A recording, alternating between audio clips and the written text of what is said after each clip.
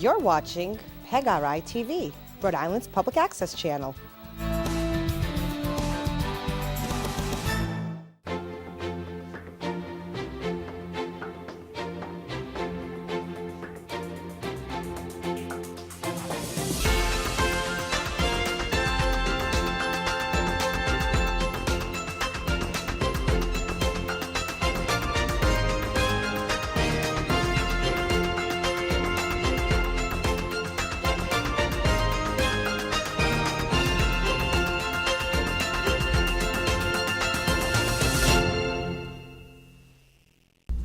Hello everyone and welcome to Advanced Rhode Island. I'm Dan McKee, the Lieutenant Governor of the state of Rhode Island, and each month we come into your audience. We bring this show into your homes to talk about things that are happening in Rhode Island and things that we're working on. And today we're going to talk about Westerly and all the great things that are happening down Westerly. One of the themes of our office has been the number 39.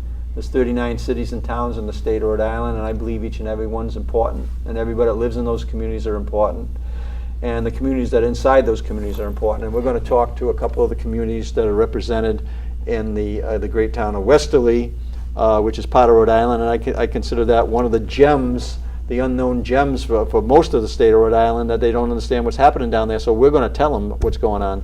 So John, introduce yourself. And let us know a little bit about yourself, and then Sure. we'll kind of get into the details of the great things that are happening in your community. Yeah, well, I'm John Gagne. I've lived in Westerly since 1989 after moving down from the northern part of the state. So, Cumberland. Cumberland. 2 thumbs up for Cumberland. 50 Lilac Street, grandparents' home. And, but I'm down there, and I'm on the town council. I've been on the town council for 4 years now. I'm also vice president of Bricks and Murals, which is kind of a fun thing we can talk about. We're definitely going to talk about that, yes. That we do, but most importantly, I just went down there and found this town that was an amazing place. We have a beautiful park, and we have a beautiful downtown, and a beautiful beaches, and it was amazing. So, being a Rhode Islander, we get to live near the water. Yeah, well, the ocean, we are the ocean state. We are. And we should be making sure that we take care of our oceans and our beaches, and that's really important. And Justine, right? Yeah. Yes, Justine, tell us a little bit about yourself, and just quickly, we'll touch on one of the reasons that we're here talking about today is the wonderful work you're doing with the Mesquamaket Waste Warriors. But introduce yourself a little bit and let us know who you are. Yep, sure. So my name's Justine Gouvin. Grown up in Westerly for most of my life. I've lived there. Been active in the community as much as I can. And this year I started the Mesquamaket Waste Warriors, which is a group that picks up trash around the state beach, because we noticed that was becoming a huge problem. So it's taken off and everything's doing pretty good. Yeah, and you've done a great job on that in terms of having other young people involved in the program, right? And we have another person here today, Pamela, right? Pamela, introduce yourself as well, and we'll get right into it. But you're one of the Mesquamaket Waste Warriors, right? Yeah, I'm Pamela Grigg. I'm from North Stonington, but I have gone to Mesquamaket and Westerly for multiple occasions my whole life. And yeah, Justine came to me with the idea back in the springtime. And I was really into it. A bunch of us I've gone to Mesquamaket since I was born, my whole family has, and how she mentioned before, the trash and the people there, it's becoming more disrespectful in the past couple of months, and so, past couple of years, and so we're really honored to help the community. Well, I think you're lighting a fire, quite frankly, in a discussion around the entire state about the importance of making sure that we keep our streets clean and our beaches clean and our neighborhoods clean of litter, and that's a very important thing. So I want to welcome you both, and we're going to get a little more detail of actually what the workload is and how it's working for you, but and the work that you're doing for us. I just want to thank you for that. And like I said, I think it's a lightning rod issue, and I think that you actually are kind of a spark. I really great. I think that young people in their advocacy and the energy that bring to the table on any issue that improves our cities and towns in the state of Rhode Island, I just applaud you for that. Thank you. And you've been involved with the Mesquamaket Business Association, and I got a friend of mine right over here, Caswell. Introduce yourself. Tell us a little bit about what's going on in your world, and then we're going to kind of get more specific about some of the things that are happening in Westerly. Well, it's good to be on your show.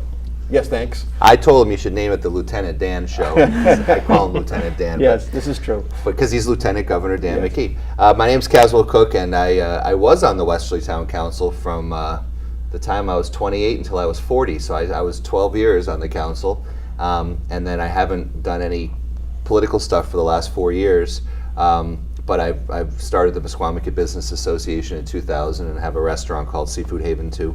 So yeah, we just like to make everything at the beach better, and we've just worked on a lot of programs over the years, which you've been to so many of. So Yeah, you have, and I thought we might start off with that discussion about who the Mesquamaket Beach Association is, and a little bit more detail about one of the reasons that we're involved in it, not only because it's a great organization, but our office is an advocate for small business friendliness.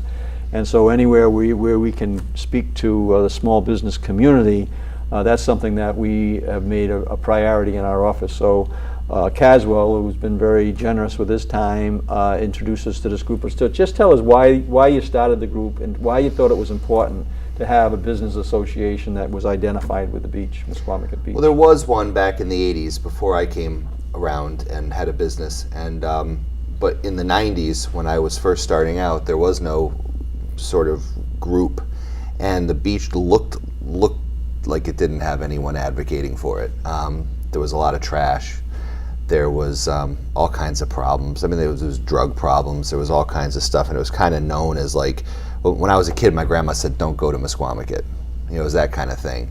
And it was a place you could go and have fun. Some people say I've taken all the fun away, but I don't think so. I'm one of those people. but It's very different now. But yeah, so I think it just looked. Everybody called us like a honky tonk place and everything. So we said, look, let's get these people together. So there's 44 businesses in Mesquamaket, and like 40 of them came to the table, and we formed this association. Of course, they made me run it, and then we branched out as the years went on and got other members like allied and associate members, whether it's Coca-Cola or other companies that supply us or local businesses outside of Mesquamaket, and we've just grown. So we have 180 members, and we have about a $450,000 a year budget. No full-time workers. It's all I'm a part-time executive director.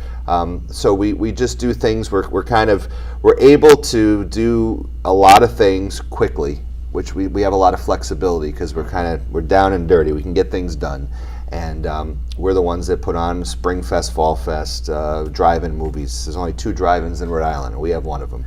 What's playing this week? Guardians of the Galaxy 2. And Beauty and the Beast. And Beauty and the Beast. Thank you very much, Pamela. Thank you, Pamela, yes. And Justine is our newest employee. And see, she started picking up trash, and all of a sudden she got a job working for the NBA. It's worked out great. Is that right? And she also works at Junk and Java, where you've been. That's right. That was one of my visits on my 39 Cups of Coffee tour. Yeah. And that was a great place to be. That's and awesome. I met people from that's one of my first introduction to the business community, actually, about 4 Nice. years or so. Yeah, so that Yeah. was great.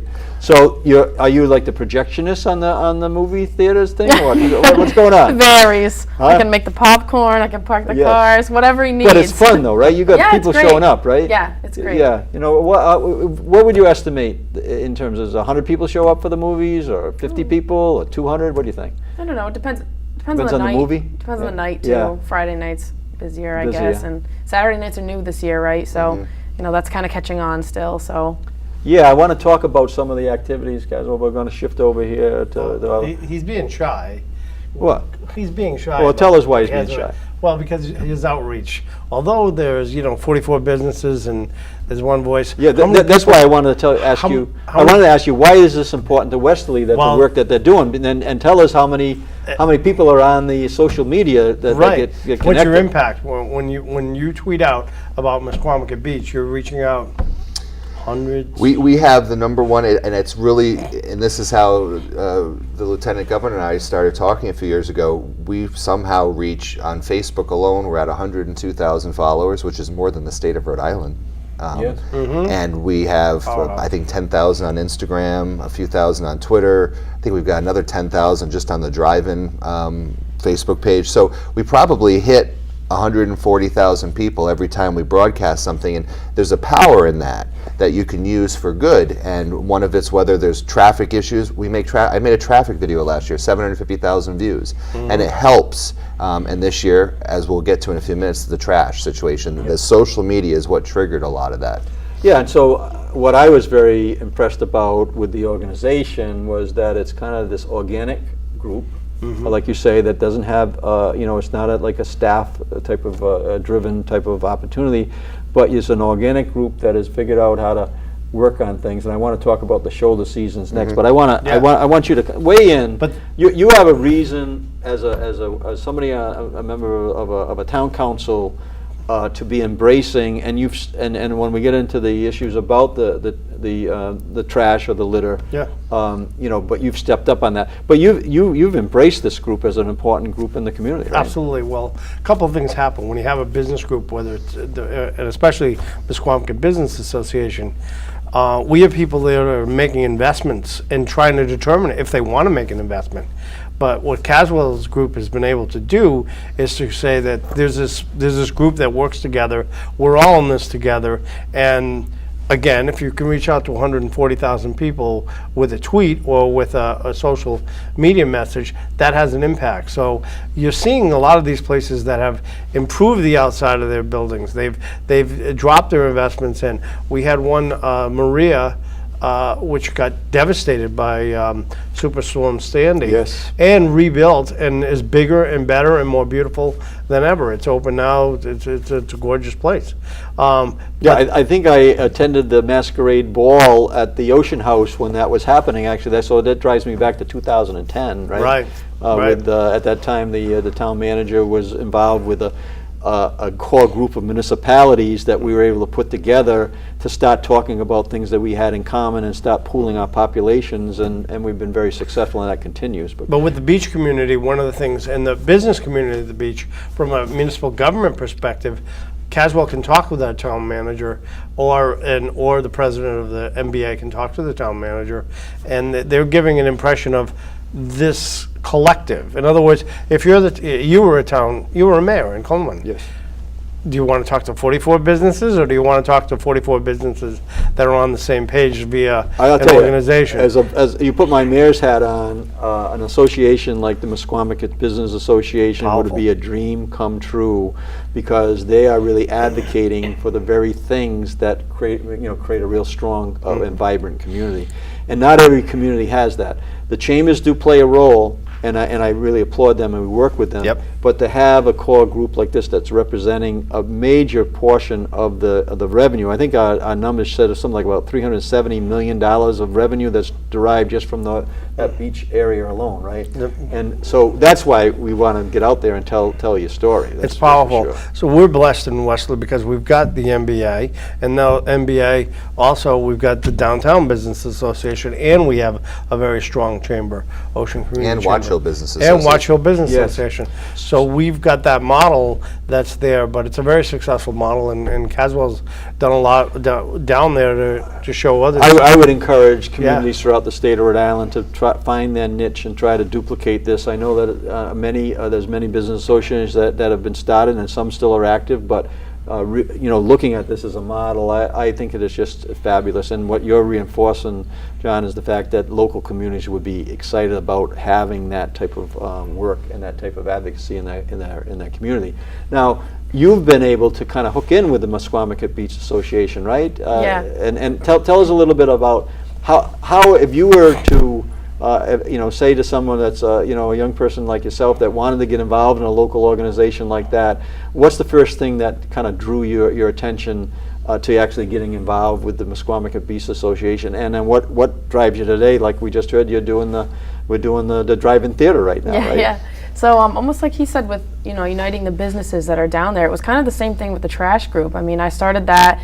It was just really small, had no real direction. We were just doing it for fun. And then, Caswell and Charles, the president of the MBA, both reached out to me and they said, let's talk about it. So we got on the same page, realized we were all working towards a common goal, which was to clean up the beach because it benefits everybody. So once we got on board with that, I started making posts on my page, and the Mesquamaket Beach page started sharing them, and it snowballed.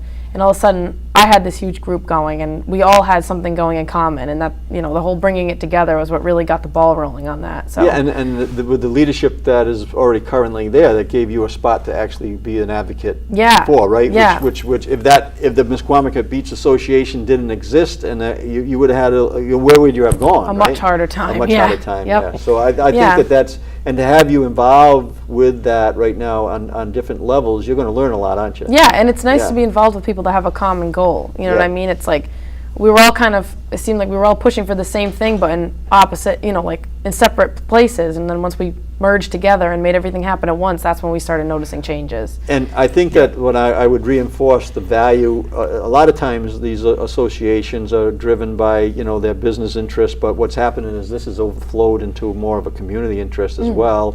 And for you, I congratulate both of you. Young people who are looking for the direction where they're going to end up and what they're going to do, they got to try a lot of different avenues. And you've taken a good road, an avenue to take right now, because this network that Caswell has. Oh, who would you say you visited? Tell us a couple of people that you visit, that you have had down to like your Spring Fest and your Fall Fest and that type of thing. Well, nobody they would know because they're too young. Yes. Oh, Billy Gilman, come on. Oh, yeah, okay, Yeah, we we had know Billy him. Gilman, yeah, Billy. Well, we've had some great entertainment over the years. We had Davy Jones from the Monkees and Jefferson Starship, and Well, you're going to have to start I know listening. those people. You're gonna have to start I listening. saw her face. Now I'm a believer. Yeah. You're going to have to start listening to this crew about who they might want to. I was actually listening to them talk about the TV shows they watched. Oh, and it was yeah. stuff my grandfather watched. So they're actually know more retro stuff than even I know. They know Gilligan's Island. So, Yes. but anyway, we bring some cool people to the beach, and it's a lot of fun. But I think what happened with Justine and the group and Pamela is we saw them out there picking up the trash, and then people started taking pictures of the trash and getting angry. So then these guys were cleaning up. We had been kind of silently picking up trash, not on the state beach, but the NBA has been picking up trash. We have the ATV for Yes. 18 years. We've been up and down the streets and trying to mitigate. We try to lessen the impact to the residents. We don't want the bumper stickers that say if it's tourist season, can we shoot them? That's not helpful. And people. No, we don't want to see that no. either. We want we don't have people those. to visit Right. this great state that we And have. if people in our communities where tourism happens get angry at the tourism, it's two things. It's education. Hey guys, look at the money this brings in and keeps your property taxes down. Number one, where would your kids work in the summer if it wasn't for? I mean, she's working at the drive-in. She's working at where are you going to go if there's no beach jobs in Westerly or in Narragansett or places like that? And so we just had to that's kind of what we've done. But what these guys did is there was a quick spotlight that was shown on the state of Rhode Island's lack of garbage cans. It's a simple thing, and we were simply going, well, we've been asking for a long time, why can't you put garbage cans? And the state would always say, well, it's take in, take out. And these guys, when the picture of these guys with that haul of trash, there was one night, and I said, we sent over our buggy to help pick it up, and it was like this pile of bags. And the first conversation I had with Justine is, you're like enabling the state of Rhode Island by doing their work for them. That was kind of my first conversation with her. And then I'm like, you know what? Do it, because you know what? Maybe they'll take notice. And it was within a week. I mean, this was fast, and your head was spinning like when I'm going, okay, so the lieutenant governor's coming, and then we're gonna have this meeting with the senator and the representative, and so it was perfect because she got the spark lit. We kind of knew the channels of how government works. I got the phone call Right. from Caswell saying, listen, there's a problem here. I saw your video that was on there, and it was unacceptable. But again, we get in touch, like Caswell called And then we call Lieutenant you, Dan. right. And we hear Lieutenant Dan. Yes. And next thing we know, we've got a bunch of people at the table. The council was at the table, the town manager, but Janet Coit from DEM has been great. Enforcement, I mean, we brought together a good group of people. Our senators, Dennis Algier and Sam Azzanaro were there, our rep, and everybody came together and just said, we're not going to tolerate it because you guys said we're not going to tolerate it. So, and I was joking around with you. We got bitter about litter. Yes, yeah, The whole community. that was a line. And I think that's one's going to be tagline, quite frankly, throughout the state of Rhode Island, John. So, And Pamela, just give me a little bit. So this is part of how these things happen, and I think that is important. So tell us how you got involved because of the network of your friends, right? Yeah. Yes. And tell us how that just. Because I think what it is when we're talking here, you're going to have people who are going to watch this show, and they're going to be sitting back at home, and they're going to be, young people that really have a big interest in their community, and they're going to say, and they think they really don't know. Tell your story again of how you got involved and the network that you had, because that's how people, young people or whoever, actually get involved in things that matter to them. Yeah, sure. Right? Well, I've known Justine since we went to elementary school, middle school, high school together.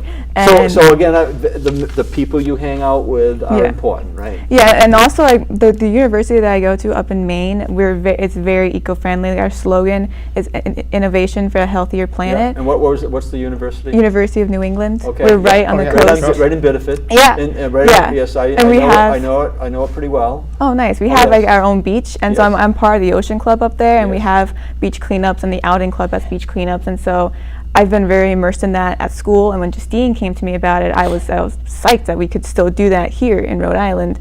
And the people that we knew when the page started, when Justine started it, she just talked to really our close friends, and the page had 25 people. Something like that, yeah. And then that first week, the first weekend, that first Sunday that we did it, we had 4 people. And she shared the picture. She started posting posts on Facebook, and then the MBA and everyone shared it. And then I remember you texted me and was like someone wants to interview us, and we were all so excited. And she couldn't believe it. And and then 100 people joined that week. And so Justine, we just did a really good job. Because on the page, people have commented how they sometimes go to the beach just on their own, a random night, and pick up trash. And so what Justine has done is that she just kind of brought us all together, and so instead of random people going here and there, which is still fantastic, we just have formed together, and that has made a big impact. Yeah. So in a larger context, for me, what that is it's an illustration of a story that young people really want to be civically engaged. They want to be engaged in their community, right? In a very serious way, and not everybody understands how to pick that out, right, or how to make that happen. But you have, and again I shared. This is still pretty much a nursing school. Is it a nursing school? It was very big in medical and science. Yes. Yeah, it's very big on that. Well, at the time it was St. Francis. There used to be St. Francis up there. I don't know if that was the name of the We school now have a originally. St. Francis room in You our do? library. Okay, yeah. So yes, I'm familiar with that school, and I'm familiar with some people that actually have attended, and it's a beautiful place. Yeah, right I on the love water. it there. Oh my God, I love it. That's a beautiful spot. So maybe the connection in with the ocean too, right? Because you're right on the water, right? It's right on the water. The leadership that they brought to the table was amazing, and it also engaged the community in a different way. A few months ago, I got a call from Ken Lacoste. Ken from out in Block Island. Yes. He got on the phone and said, "Hey, we passed an ordinance out here to ban single-use plastic bags and balloons," and they were talking about straws, and so we put that on our back burner at a council. We have an agenda referral list. Well, because of the energy that we saw that happened, Justine and I spoke with our president, Ed Marone, and said, "Ed, we need to move this up." So on August 6th, the town of Westerly is going to start having a discussion. Well, we couldn't keep up with the businesses because you've got two little fish down there. He's already converted. He doesn't have plastic anything. Everything's biodegradable. Our downtown business Does he have the wheat association- straws yet? I was at a place in Providence now. There's a new thing is the wheat straws. I think they call it. We've got those Wheat at straws. I'm learning everything. if you go to the Savoy bookstore, you can have one there. Yeah. Because at the coffee shop there, Tim Lebling has taken up the charge with DBA, and we've got commitments from bars and restaurants that they're going to be moving away from these plastic straws and moving toward the wheat straws. And so we're going to have a discussion in Westerly, and it's the great news because of folks like these young ladies here, and because of guys like Tim Lebling, and because of guys like Caswell, is we can start to have these conversations, and business can help drive it, where government isn't coming in and saying, "Hey, you can't do that." So on the August 6th at a workshop, we're going to have a construction conversation about, what can we do as our community? Because the impact on marine life, as you well know, and we've got the Mystic Aquarium nearby that's going to be providing us with some information. it kills animals. It kills mammals. It kills fish. It ends up in the food supply. It's just, so there's a whole lot here that can take place. And to be in a community like we are, and in a state where we can actually make a difference. We can call the lieutenant governor and come and get together. It's really encouraging. Yeah, and so I'll just kind of shift the gears a little bit here, but I just want to mention again, I started a mayor's youth commission when I was a mayor. I was mayor of the town of Cumberland for 12 years. Actually, that youth commission came out of a best practice that when I was up at the Kennedy School at Harvard, taking a master's degree up there. And this youth commission is striving all the time to find something that they can actually give back to the community. North Providence has one now, which has got high school students in there, over 100 kids students that are involved in that. And I just have all this confidence in the world because I've been involved with boys club work, boys and girls club work for many, many years, that if you can find a vehicle, and it's extraordinary, you have 100 people that have responded that want to participate in some level. We're actually up to 450 now. You're up to 450. So you're going to see that is going to evolve into other activities as well that make a difference in your community. And I think that is just fantastic. But it's a good example to everybody out there, whether it's a young person watching the show, or a parent, or a community leader, a youth leader in a community, to really take a special attention to what happened here in Westerly. And hopefully you'll be willing to share that information, and even in the organic way that it developed. That's how things happen. Yeah. That's how things happen. And a lot of people have been reaching out to and saying things like, this area is a problem, so it's coming to light that people have concerns about other areas in Rhode Island. So what I was thinking is that if people stay interested in it and enjoy doing this, like maybe we can move around a little bit and kind of focus on different areas, because it obviously made a difference in Mesquamaket, with the help of everybody else. But if we can do that here, why can't we do that somewhere else in Rhode Island? So and that's how I started there's room the to show. grow. I really do think that you've with the help of the business association and the municipal Definitely. leadership, and hopefully the state come in and being very interested in what's happening there. But the message that gets out there, I think, is that, okay, let's find out what other ways that that this type of effort could help the state of Rhode Island do better economically, because when it looks better, when things look better, right, the economy happens. People want to be there when Yeah, it and looks I'll better. kind of inject my 2 cents, and then I want to get into activities that are happening on the Mesquamaket Beach Association, and then we're going to come back to what drove us to this show today. Is that we really, as a state, need to be listening to the local communities and leadership in local communities, whether it's business leadership or municipal leadership. When a business association, in this case, says, "Hey, we got a litter problem," and if we dismiss that in the state level by saying, "Oh no, it's really only a short-term issue and it is really not real," we're making a big mistake. We as a municipal leader myself, I really am very sensitive, and that's one of the reasons that I responded in the way that I did, is that we need to be really responsive to these things. And I'll carry it even further. It may be the economy being impacted in Westerly by the beaches and we're bitter about litter type of campaign that's going on, and the waste warriors that are actually started the trend. But it's more than that.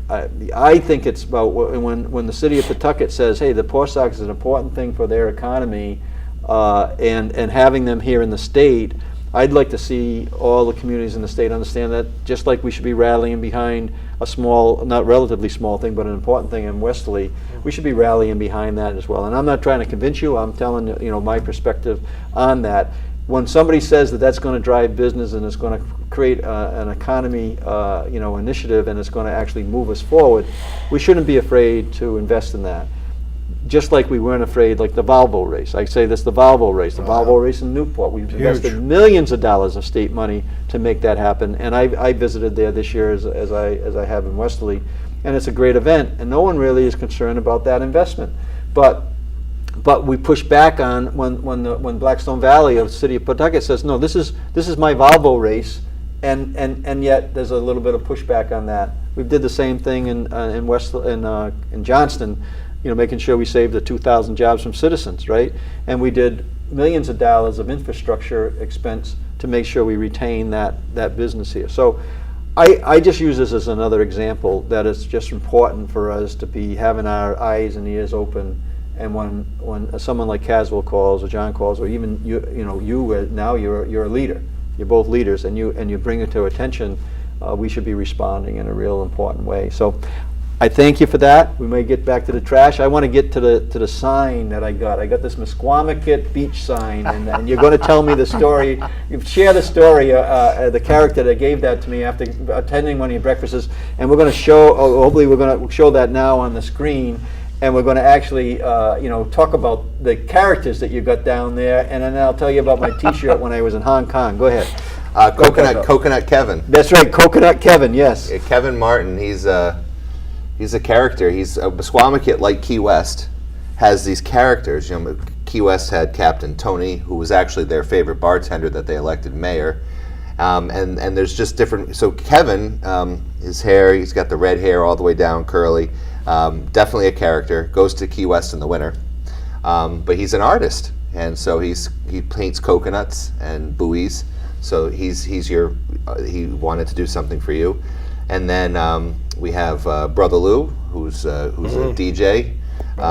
We have Yogi, who looks like Yogi Berra, and he does this little dance to New York, New York. Now there's just some characters in Mesquamaket. I mean, and so there's a lot of colorful people, and every area that's a tourist destination should have the locals that people need to get to know. So when you go down to Mesquamaket Beach, you can go find Coconut Kevin. Yes, and he does great artwork. I think this was on a piece of driftwood that you're taking a look at. That's what he did. In fact, he did something outside of my restaurant. He painted Taylor Swift's house next to the lighthouse. He was doing that kind of thing. And then next door to my place is the Purple Ape. Yes. Which has the jet ski rentals and the T-shirts, and Lieutenant Dan went to China and wore the Purple Ape shirt. Yes. So you were totally representing in another part of the world to get tourism over here. That's right. We're all in on Rhode Island, all in on Westerly, and that was certainly an experience and I encourage people that in the state of Rhode Island, they should be taking a trip down there if you haven't recently. It's a fantastic place. And let's talk about some of the things that are happening on the municipal side. I'm going to get to the solar thing at the end, but I wanted to talk a little bit about my wife Susan and I were able to visit Westerly last summer. Right? Was the summer before? September. Yes. Yeah. And September. And you were doing this bricks and murals program, and I want you to talk about it, and then I'm going to weigh in on my take, because I think again to the point that we made here to the Warriors, the Waste Warriors here. Duplicating good projects in other areas of the state or even outside the state is really an important thing to do. So tell us about the bricks and mortar. Yeah, when I'm not on the town council, I'm the vice president of Bricks and Murals, which is a local nonprofit. Yes, I have actually, that right there is our logo. Yes. And what we did was the idea came. I have a friend, a character, a local sign, he owns Mystic Carve Signs, named Cam Bortz. And he would get up in the summertime and go off to the Midwest, pack up all his paint, and they'd go paint these downtowns with murals, which were kind of cool. But he said, I want to do this in Westerly. So a number of years ago, we kind of put our heads together. We held a meeting at the library. And this is the way this community is, and like these young ladies, you hold a meeting, you call some friends, everybody comes to the library, they go and watch a presentation on, look at what they did in the Midwest, we'd like to do it here. And next thing you know, you've got a president of the organization, Wendy Brown, who's also president of the Downtown Business Association. You get a group of people and you make new friends. So we did that. Over about 20 months, we raised $170,000, all of it private. We got a grant from Rhode Island Arts for $1,500, and that was it. And we went about and had a 5-day festival. And the murals were about the history of Westerly. All about the history of Westerly and Pawcatuck, because we're 2 states, 2 towns, and 1 community. Oh, yes, I know it well. When I walk in the border, parade, I find myself in Rhode Island, and then all of a sudden I'm in Connecticut. And then you talk to Rob Simmons, who's former Congressman Rob Simmons from Connecticut, who is first Selectman Rob Simmons, and my colleague across the river. It's amazing. So all of the murals are historic, Yes. about the community and about people from the community. Whether it was Mrs. Wilcox, and you know the park, Wilcox yes, Park. yes. She was the creator of Wilcox Park. It was her vision that we had a downtown library that her and her husband had put up, and that is our Civil War memorial. And thought that what better thing to have behind the library but a walking park. So we have a 14-acre Victorian walking park in downtown Westerly. It's a gorgeous And gorgeous the feature. artists that came in, they were from all over the country. And the Right, world. and the We world. had an artist from Bavaria that did the granite industry Mm-hmm. mural. We did one on the Pawcatuck River, and it being a border and a meeting place with Native American theme to it. We had the Hurricane of '38, and that was for a while a controversial mural because some of the folks said, "Hey, this is all about fun, and we don't want to remind people about hurricanes." But it really is a story of Rhode Island, and it's a story of Westerly and Pawcatuck in that it talks about resiliency. So that is to first responders. So you've got a picture, WPA kind of feeling mural, and you've got this guy with a level and the destruction behind them, and it's the rebuilding of what it took to rebuild Yeah, our communities. it was a fantastic community event. I hope that it's going to get duplicated. I want to have you tell that story, but I'll give you my 2 takes out of it. You had the Knickerbocker, was the Knickerbocker? That's the largest mural. It's 114 yes, feet long. and that has a story to it because the train, which is right next door, would bring in jazz artists from New York City and beyond and come in there and play.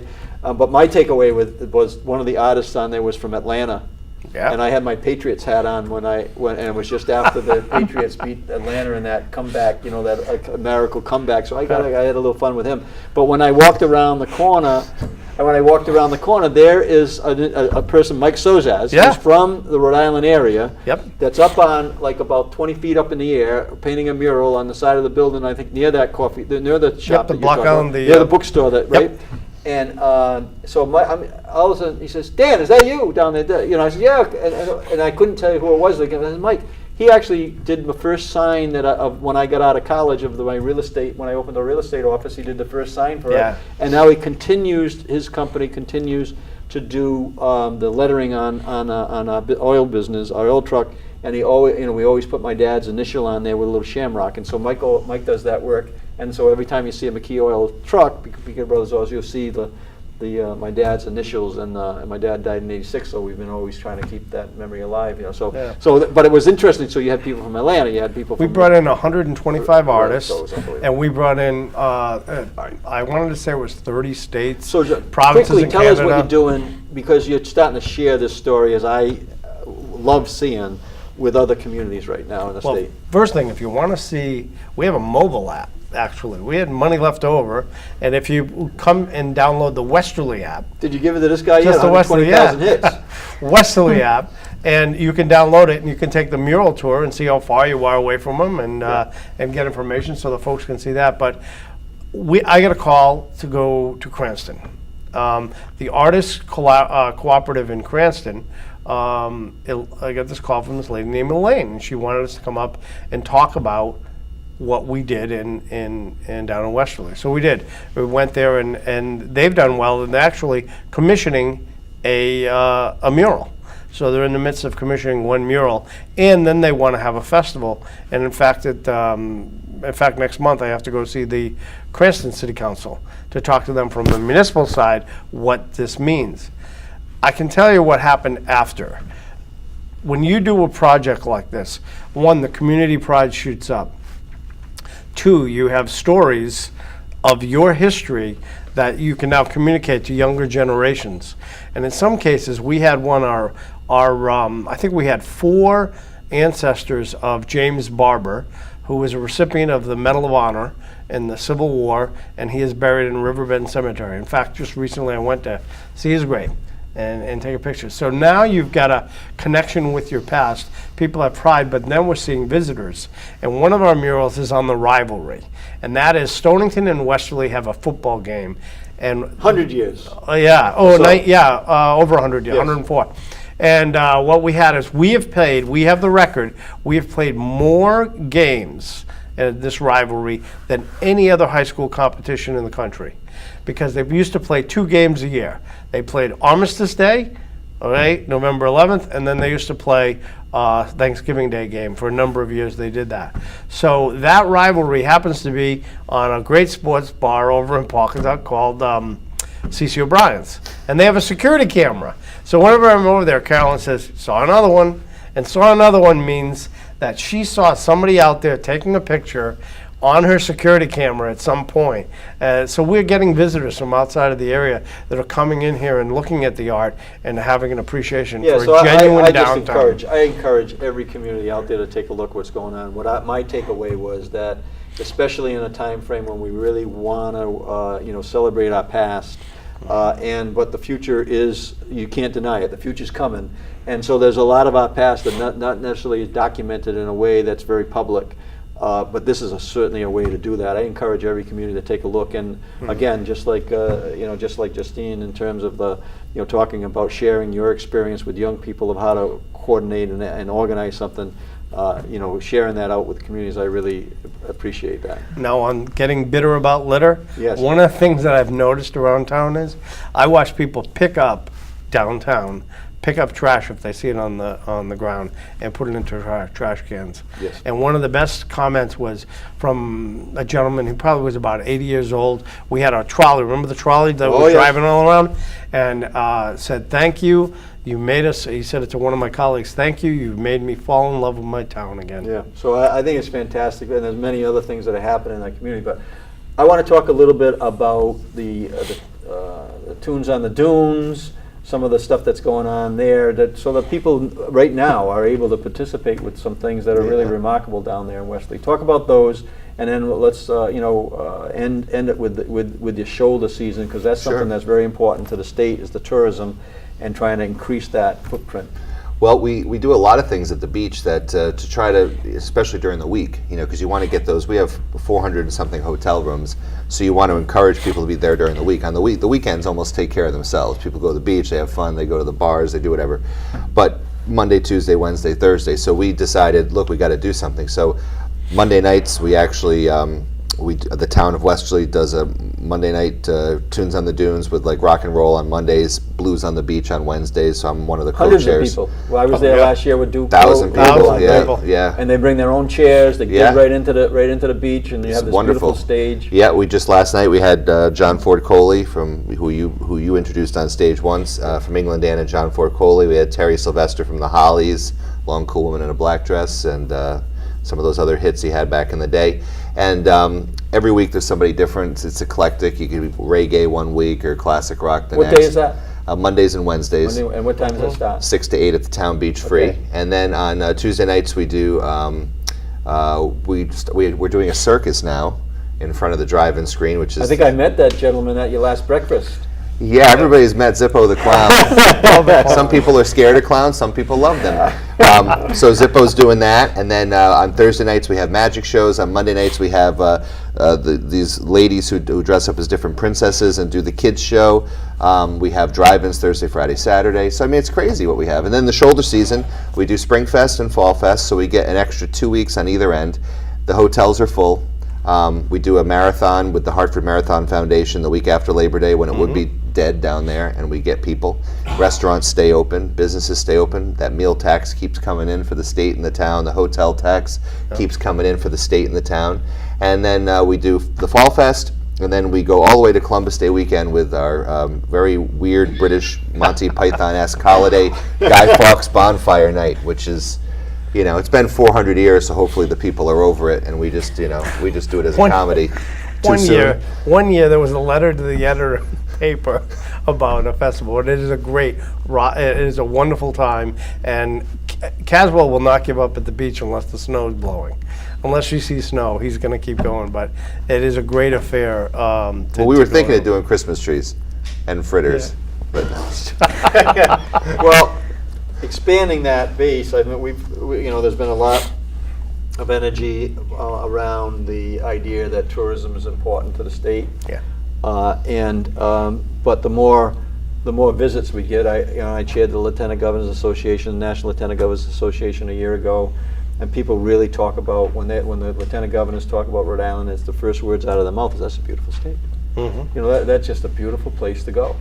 And so expanding that, there's reasons to visit,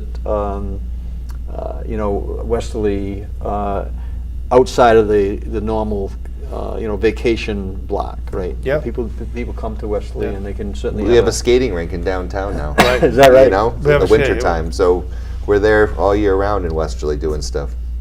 So let's talk quickly about. We got about another 15 minutes, and we're going to open it up to. I just want to hear about the fact that you have this interest in whether it's the environment that has to do with the things related to the beach, but you're also working on a project that's pretty interesting. I don't know if you're ready to talk about it, but a solar project, right? Right. Well, we have a couple of things that are exciting happening. We have one, the Pawcatuck River and the Wood River are going to get working their way through Congress for scenic and wild river designation. We will be one of the first in New England to have that designation for scenic and wild. Great. Give us a call. Ecotourism, it's amazing. Can't thank Senator Reed enough, and Senator Whitehouse and Congressman Lansman. They've all been hard work at it, and even Congressman Cicilline helped out. Because we're that kind of state, Yes. So that's a wild. The scenic and wild will allow us to turn tourism into a 365 kind of an experience down in Westerly. We also have Woody Hill Reserve, which DEM has up there, and we also have another 400 acres. So we have 1,700 acres of contiguous of land for snowshoeing and hiking and all kinds of great things. So there's a lot of things to do in the off season when you want to come down, and great restaurants, and a great downtown, and great entertainment. Yeah, and when I was a mayor, we worked with our congressional leadership, and I want to get one quick thing that's going on, and in terms of your job training that's going on there right now, it's Fantastic. unbelievable. But we were Yeah. able to get our designation switched on the Blackstone River from a corridor to a national park, and that's going to happen for us, and that's going to be great. And so we'll have a national park running right through Blackstone Valley. And as you just said, we should be like cheerleaders for everything that happens positive in the state of Rhode Island. And my goal is to connect these communities together so that they actually become aware. And as you get out on whether it's the litter project on the statewide basis or something other that kind of, we want to make sure that what happens in one community that's great, really gets introduced to other communities. And that's how you kind of, that cross, pollination is really powerful, right? Absolutely. And then, so in order to keep all this stuff going, we have to keep the lights on. Yes. That brings us to our next project. So we have there's a piece of land in Westerly that we have an option to purchase. It's industrial land. It's been used for quarrying, and it's been denuded. But there's about 100 acres on it. It borders the river, and of that 100 acres, only about 42 of them have been denuded and taken off. So we're looking at purchasing that. We're in the midst of that process, and we have worked, and the town council said one thing, which was, we can do this, but we can't use any taxpayer money. So we'd love to do it. And what happened was, we went out and our previous town manager, Derek Kennedy, put an RFP together and went out and looked at solar farms. And this place is a perfect location because it allows us to put 42 acres of solar panels out there, and someone's coming to lease the property. It's a great deal in that we'd be able to buy a piece of property, take that property, generate energy, realize savings for the town, and realize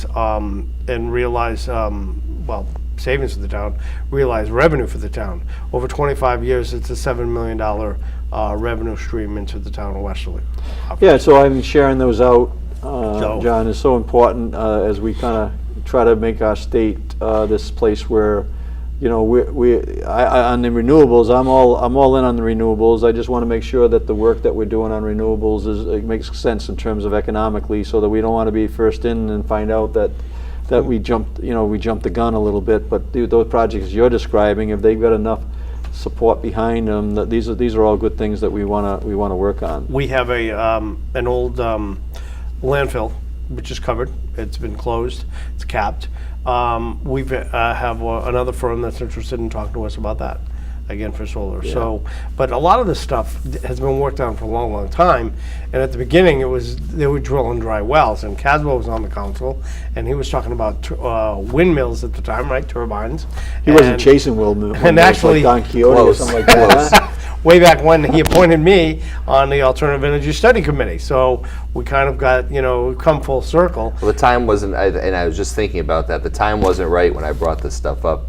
And here I was, You're on the bleeding edge. A Republican Yes. in Westerly coming up with this stuff. But I was like, look, we need to have solar power. And Yeah. I got these people coming up saying, well, when the raindrops hit the solar panels, it could, contaminate the earth underneath it. I'm like, okay, so that died. Then I said, let's do wind turbines, and I had a guy sitting next to me, love him to death, but he was like, oh, it's going to cause brain tumors.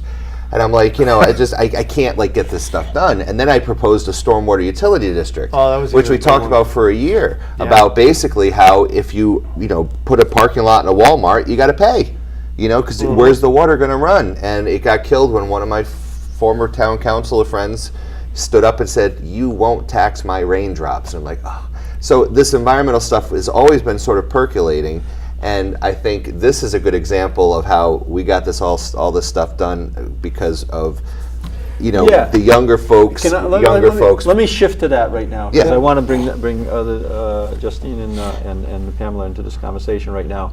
So how, and I'm not going to try to put you on the spot, so I'll ask the question and you think about it quickly, okay? So in our town, Cumberland, we have the Yellow Bag Day. And so the Yellow Bag Day is a day where the entire community gets the yellow bags from a local business, and then we go out and clean our street. So every year you have that one day where you are cleaning up the street, and my wife Susan and I, we take Hillside Road and we clean up the street. And we had somebody into our office who said, geez, we'd love to see this Yellow Bag Day kind of extend throughout the state, and we should have a Waste Warriors Day or something like that, right? That all of a sudden this becomes something that grows out. So what do you think about that? Because you mentioned maybe other communities would be more interested about this, be bitter about litter, and then you got this Waste Warrior name, and you originated, right? And Pamela's been joining in to help support that. Mm-hmm. How would we create a Waste Warrior effort throughout the whole state?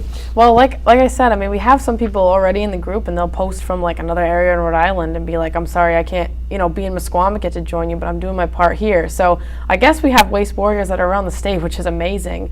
But, the Yellow Bag Day thing, I mean, in Westerly, we have a great opportunity to do that. We have so many local businesses that would be interested in that. And even just having a common event that's around the thing, like the Mesquamaket Waste Warriors could host Yellow Bag Day, you know what I mean? Or something like that to incorporate both names.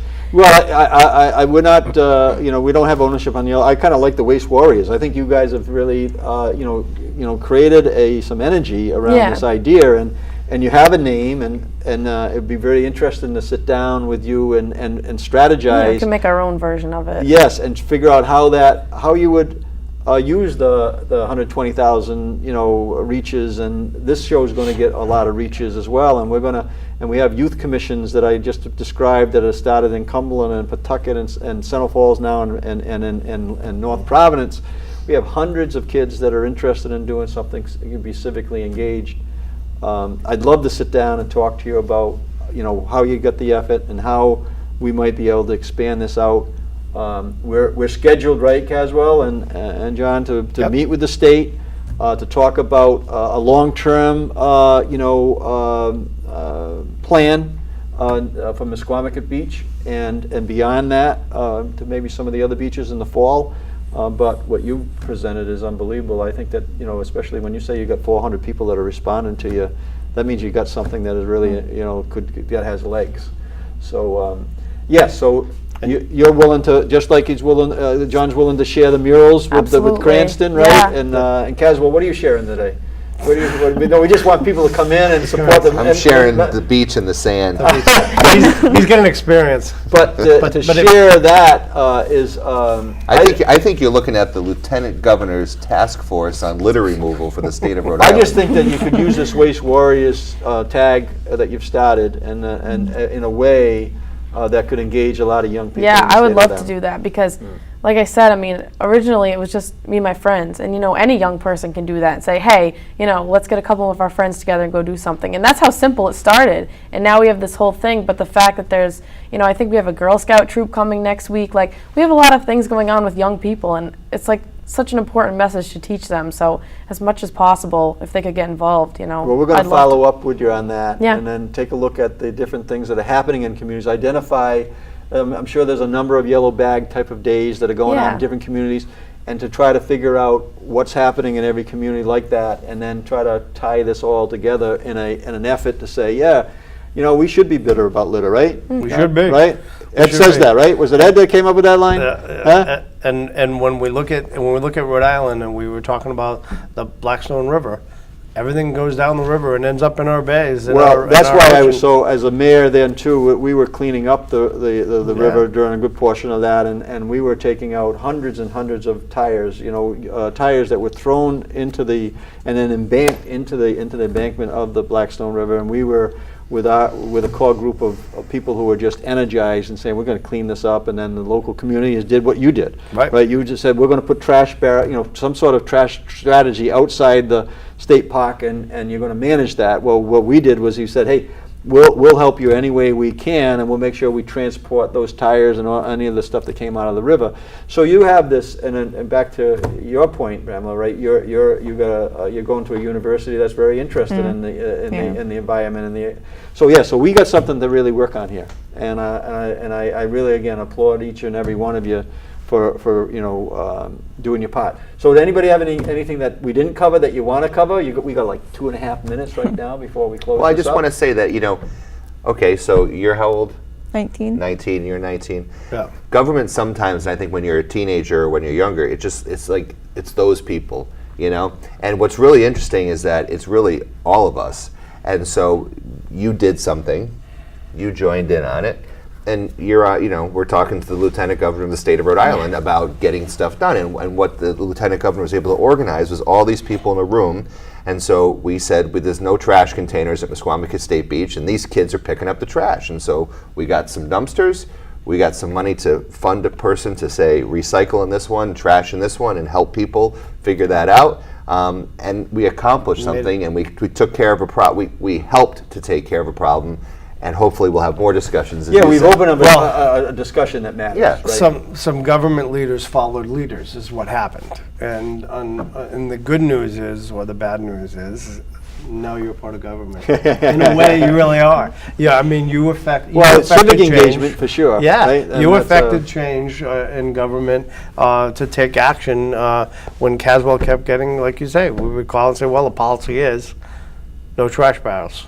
Well, now we have trash barrels. I think it definitely took some exposure with the pictures and stuff because, it was kind of giving a black eye to the area. People were saying this is gross, so. And we won't tolerate a black eye to our area. No, we won't. No, and I think that's a lesson in how things happen. But you do need people like yourself that can generate that type of spotlight, and you need people like these guys beside you that actually can help facilitate it. Yeah. It's not.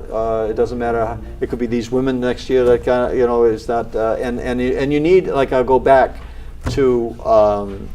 Where I made a comment earlier, we all need to be listening to one another, right? And when somebody says there's a problem, and they're responsible people, they usually have a problem, and that's what Caswell was saying in the Mesquamaket Business Association. So I thank you all for being here. We're kind of wrapping this up right now.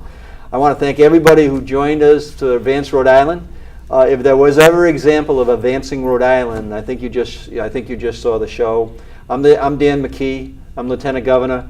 And we'll see you next month. But I'm happy to hear from you. Anything on this issue, please call our office, and we'll get you in touch with people that can really move issues in your community, whether it's the murals, whether it's being bitter on litter, or as being a business association that is a remarkable one that is doing more than their part. So thank you so much for all being here today. Have a good evening. Have a good day.